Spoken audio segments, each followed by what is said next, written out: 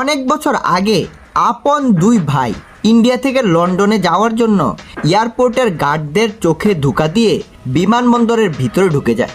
তারপর তারা দুইজন লন্ডনে যাওয়ার একটা বিমানের চাকা রাখার জায়গায় বা ল্যান্ডিং গিয়ারের উপরে উঠে বসে গেলেন। কিন্তু বিমান যখন লন্ডনে গিয়ে পৌঁছালো তখন শুধুমাত্র এক ভাইকে আধমরা অবস্থায় পাওয়া গেল।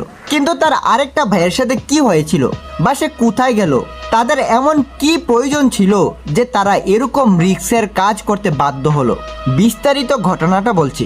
তাদের বাড়ি ছিল ভারতের পাঞ্জাবে একটা গ্যারেজের মধ্যে।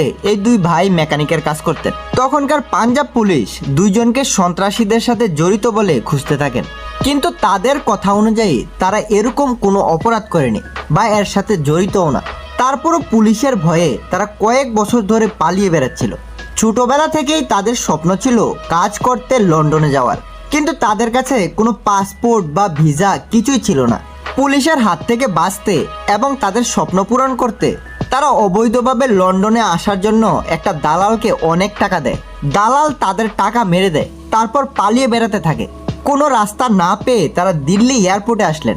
অনেক দিন ধরে সুযোগ খোঁজার পর তারা একদিন গার্ডের চোখে ধুলা দিয়ে এয়ারপোর্টের ভিতরে ঢুকে গেলেন। তারপর লন্ডন যাওয়ার একটা প্লেনের চাকা রাখার জায়গায় অর্থাৎ ল্যান্ডিং গিয়ারের উপরে উঠে বসে যান। তারা এটা জানতো না যে সামনে তাদের সাথে কি কি ঘটতে চলেছে। বিমানে করে দিল্লি থেকে লন্ডন প্রায় 10 ঘন্টার রাস্তা ছিল এবং বিমান প্রায় 4 কিলোমিটার উপর দিয়ে চলতে থাকে।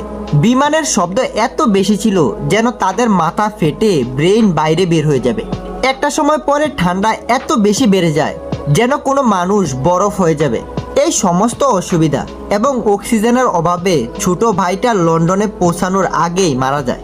প্লেনটা যখন আকাশের মধ্যে চাকা বার করতেছিল তখন ভাইটা ফাঁকা অংশ দিয়ে মাটিতে পড়ে যায় এবং লন্ডনে পৌঁছাতে পৌঁছাতে আরেকটা ভাই ঠান্ডায় আধা মরা হয়ে যায়। অনেকদিন আইসিইউতে রাখার পর তার জ্ঞান ফিরে আসে এবং সমস্ত ঘটনা সে তার নিজের মুখে বর্ণনা করেন।